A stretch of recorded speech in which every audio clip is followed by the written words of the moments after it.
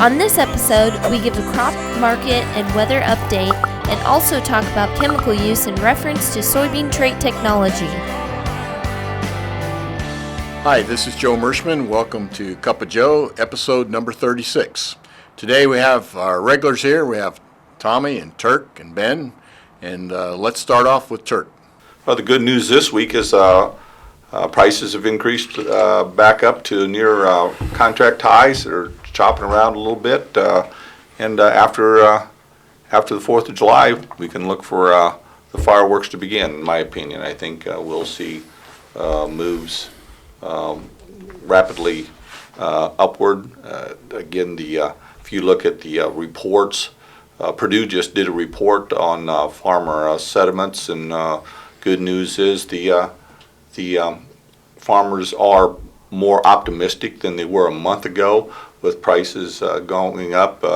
And another part of their survey was they talked to farmers about preventive planting and what they intention. And 51% of the farmers that they talked to said that they would have greater than 15% preventive planting on their corn acres. So I still think there's room for improvement on these corn prices for sure. And soybean prices, again, I think are going to follow along. Probably not quite as optimistic overall on that price boost, but they're going to have to go along. And there's going to be, it still remains to be seen what we're going to see on final numbers. Again, USDA is going to resurvey because nobody believes that the numbers that they took on June 1st are anywhere accurate, so they're going to resurvey all the major corn and soybean producing states and get some more accurate numbers, and then I think that's going to be released in the August report. So we can see some updated information, but I think there's room for improvement on these prices, and I think there's lots of optimism for sure moving forward. The other negative side of the report that they had was everything is on hold for major investments on equipment and buildings, but I think that goes without saying. Right. To be expected in an environment like this, right? Yeah. So with that, with the positive atmosphere, you know, the price is going up. We have corn tasseling. I mean, we're some of the earliest planted corn. I heard that anything was planted before Easter. Yep, we got some corn there. that's just starting to poke a few tassels out. So, you know, what are you guys doing? What's your thoughts on fungicide? What's your thoughts on making sure everything's got the correct amount of nitrogen?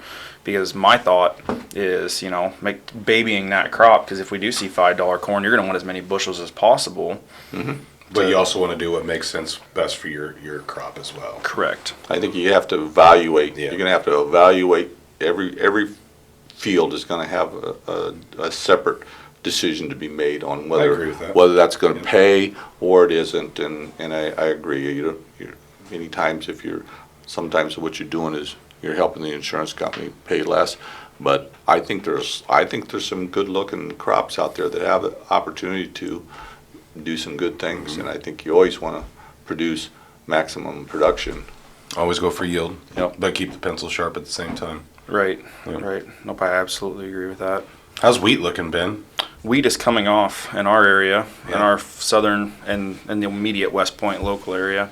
In our southern territories, it's probably been off for about a week or 2 weeks or so here, if they can dodge the rain events that they've had down south. But locally, our seed production wheat's coming off. We only have one field left. It looks like it's running in the low 50s, upper 60s on some of the better stuff. So we'll see what that last field comes out, and we can give a report on our brand new wheat varieties and kind of talk about that in some of the future episodes. But Test weight holding in there. yes, test weight's holding up. We're not seeing any dockage, at least. So it's not super heavy test weight, but it's adequate for sure. Good. Well, it looks like next week we'll have some cooler temperatures, so still some chances for rain. Can't count that out across the widespread area. Don't they call that Florida weather? There's a 50% chance of rain every day. Every day, yep. Get the afternoon inch.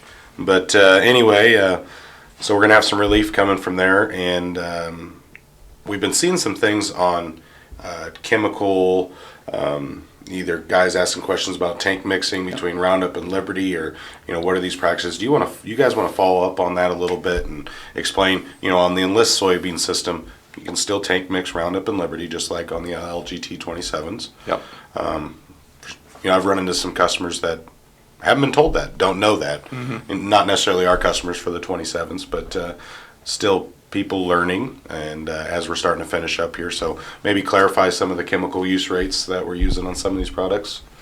I mean, yeah, I can. So always read and follow label instructions.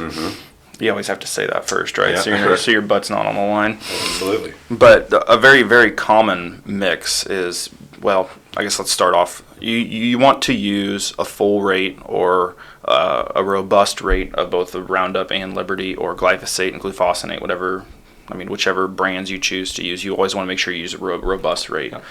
That being said, what's a robust rate mean? What's a robust rate mean for me? So if you're using Roundup, Weather Max, Roundup Power Max, and you're using Liberty, it seems that 32 and 32 is kind of a magic number. Yep. So we can use 32 ounces of both those products, because you definitely want to have enough Roundup in there to be effective against some of the broadleafs that it's still effective against, and you want the Liberty to handle the water hemp and the mare's tail and things like that. I've seen guys up their Liberty rates to 36, and so they'd be spraying 36 ounces of Liberty and 32 ounces of Roundup. I'm fine with that. They're a little bit more nervous, but it helps them sleep at night. But I really think a 32, make sure you got 3 pounds of AMS in. Yep. Up your AMS if the weeds are getting taller, so you go from 2.5 or 2 to 3 is kind of what I'm seeing. And I'm had a lot of guys that really, so far, it's smoking all the weeds. So Yeah, that's what I've been hearing. A lot of these weeds are a little bit bigger and off-label. Off-label, or way off-label, and yet it still seems to be doing a pretty good job. And then if you have Enlist soybeans, you can put Enlist 1 or Enlist Duo in there, and that really makes things happen. I don't know if you've seen any of those fields, but A lot of weeds. everybody's pretty happy with that. Watching it knock the mare's tail back. Ben and I were in a field the other day. It was Wednesday, I think, and for it being sprayed less than 12 hours earlier than we were in the field, it was quite impressive to see. There's definite line where they started spraying and stopped spraying. You could see the mare's tail curling, J-hooking really bad. Especially the size of these mare's tail throughout the countryside in these fields. It is really getting out of hand. But what do? You can't get in there, and you got to do what you got to do. So, But the Enlist was the 2,4-D choline was turning them upside down. absolutely, it's very impressive to see. Very impressive. Yeah. So with that cooler weather we got coming in, that'll help pollination as we move forward here. Hopefully that cooler weather lasts. We're stressed stop and start on this corn plant, Ben. So yeah, according to the growing degree units, how you calculate growing degree units, your base is 50 and your top set is 86. So 86 when you're in a drought situation or you don't have adequate moisture, 86, anything above 86 is where the plant shuts down, and in a drought situation it can actually start negatively impacting the corn plant. But with the amount of moisture that the majority of our selling territory has, we're not stressing for moisture in very many humidity. places. And humidity. We can go up to 93 usually. So if we have adequate moisture, a corn plant can handle it, can respirate off enough stress, and it can actually handle that heat stress better. Because there's drought stress and heat stress, and those are definitely two different things when a corn plant's trying to make the ear. So I was listening to the radio on the way to work this morning in Cedar Rapids, Iowa. We think it's been hot. It's been hot in the mid-90s, but they said in 1911 the high temperature was 111. wow. So we got a little ways to go before we start setting a new record there. I did see that Anchorage, Alaska broke a 100-year record. It was 86 degrees there, and it was 72 for their highest record on that day. So 14 degrees higher. I thought that was pretty impressive. Yep. So anyway, well, that's all I have, guys. That's all I've got. Well, thanks again for watching today. We hope it was helpful, and we sincerely appreciate your business, and we'll see you next week.